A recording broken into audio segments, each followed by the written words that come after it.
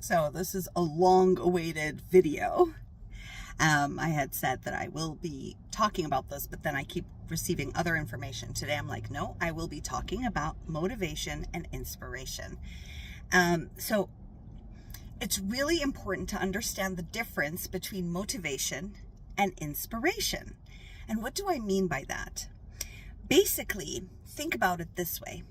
You've gone to a seminar, you've gone to a workshop, and now you feel extremely motivated to move forward with whatever project you have in mind, to engage with new versions of yourself, to release these pockets of energy, and you're highly motivated and you're all like, yes, and this is what I'm going to do, and I'm going to wake up every morning and I'm going to do this, and because you've been feeling the motivational energy of that workshop, of that video you watched, of something, and you're heightened in that state. You're in a heightened state of like, oh my God, I can do this too, which is wonderful. I'm not saying there's anything wrong with that. But then you deflate, right? When you're not around that energy, or when you're not watching that video, or you're not in that workshop, or you're not in that, collective where you're like in mode of motivation constantly and talking yourself into it. So motivation, basically, you're talking yourself into something, right? So if I'm talking myself into something, that means it's my egoic mind that is in control right now, that is wanting to be better, wanting to feel happier, wanting to do good, right? You're just really motivated. Like, that's it, I'm done with this, I'm motivated, I heard that it can, if I just do this technique, then I'm going to feel so much better, and then everything will blossom, and you're highly motivated, and it's very mental based. What I received years ago, and I have it also written in my book, Discover the Gifts of Your Disempowered Self, which you could easily find down in the description, and go dive deeper with yourself. What I discovered years ago is that motivation is very much the egoic mind. Motivation is what the ego strives to do more of. It's like a judge. It's like, oh, but it judges you on not doing the thing, and then being like, look, you could do all this stuff, and then all of a sudden you've got this array of things to do to fix yourself and motivate yourself to get somewhere, but your heart is not in it. See, you're excited because of how you talked yourself into it. That's motivation. There's nothing wrong with motivation. I'll explain how motivation can be of service to you. So this is just to understand, like, okay, that's motivation. Am I talking myself into something? Am I putting myself down while I talk myself into this thing, right? Like, what is happening? What is the language taking place? Because that's the ego mind. That's what's being pumped by motivational speakers. Although Wayne Dyer is called a motivational speaker, I don't believe he really is. I don't think they had the words for it back then. Now, there's a difference between motivation and inspiration. I believe Wayne Dyer is an inspirational speaker. So, what is inspiration? Inspiration means that something in your body, whether it's your heart or your gut feeling, your body just feels inspired to do something. There is no logical language. There is no putting you down or pumping you up. There is no like, yeah, you can do this. Go ahead, do the thing. Yeah, you're powerful. You're strong. There's none of that dialogue that is talking you out of a state you're in to get you into another state to motivate you to do the thing. Inspiration is, for me personally, and what I've seen with my clients when I've shown them this, is a very personal connection with divinity. It's a download. It's information that comes in that is not talking to you, that it's simply like it moves you naturally to make that call. You feel inspired to write that book, not because of any reason, not because it's going to motivate you to feel better about yourself. It's not telling you that, well, if you get that done, therefore then you'll finally be happy, right? Motivation is very much do the thing so that you can receive this. Do the thing so you can receive that. Inspiration, this is so divine. Inspiration is so much to do with do this thing for no other reason other than at this moment, it feels good to do the thing, right? You're inspired. So it is more godly. It is more divine speaking. It is more of like an inspired act that has no logical reason for it, that has no if then, which motivation has. Motivation has, if you do the thing, then you'll get this. And the then in motivation is you feel better, happier, you'll find the partner, you'll get the house, you'll get the job, you'll become successful. There's the then. And you need all those things to actually become what?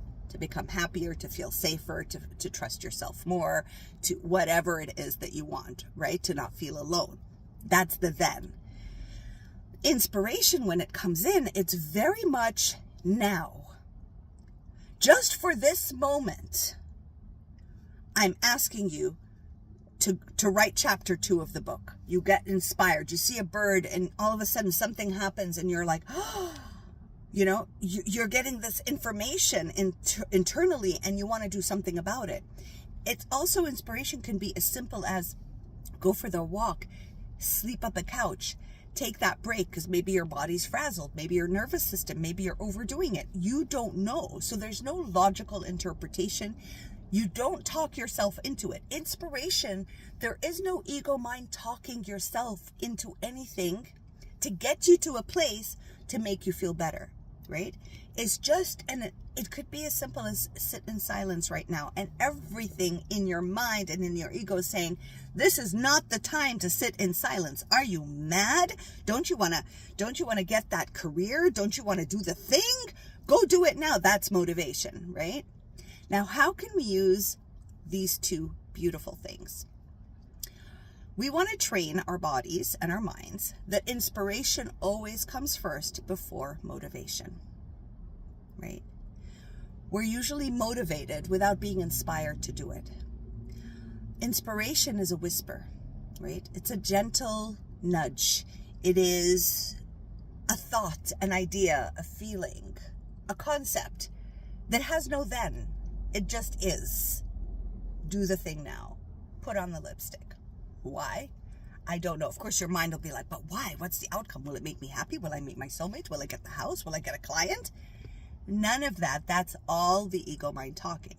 Inspiration, when it hits and you get to do the thing, you follow through, then you feel motivated to continue. Then your ego can come in to help with the inspiration to follow it through, to allow the inspiration to be followed through.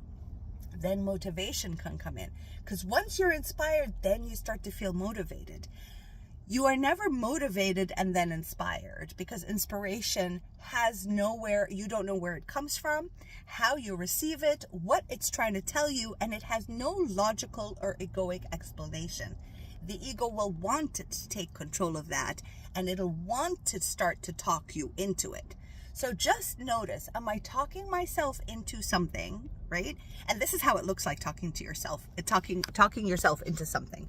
Okay, I'm just going to clearly share like how this would look like. So talking yourself into something is as similar as, let's say I had a client who was like, just discovered that her husband is a covert narcissist. And she was just like, that's it.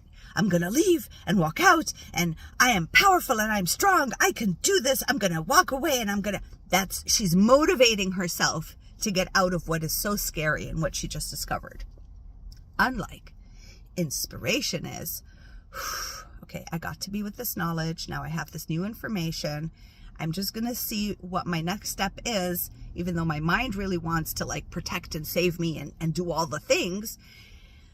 I just wait for that inspired response back, right? I let a day pass. I let a few hours pass, and I just go about my day, even though my brain is like deciphering and new neurons are connecting and I'm seeing different truths and you're going through all that. That's cool. That's great. That needs to happen. But no decision to be made means I just stay with that and respect that is the process that my body's going through. I don't have to take a decision, because I will feel inspired to maybe respond this way. Like it'll just be like, oh, ignore that call right now. You don't need to answer it like before you would run to it. But it isn't planned. It's just happening. You'll go to the supermarket. You'll bump into a friend who will share a similar story. You're gathering information.